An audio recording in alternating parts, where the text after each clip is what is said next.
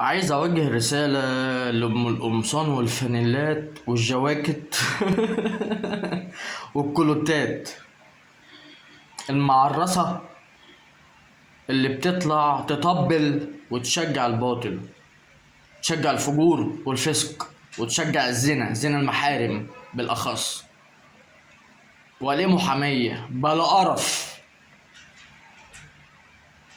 مهنة المحاماة بريئة من أشكالك. وبالنسبة بقى للبت بتاعت الفستان الأزرق دي، لو متجوزها فما فيش واحد يقبل ان مراته تبقى شرموطة، اكيد هيطلقها. ولو مش متجوزها فاكيد هتلاقي ديوس يتجوزها، اكيد يعني.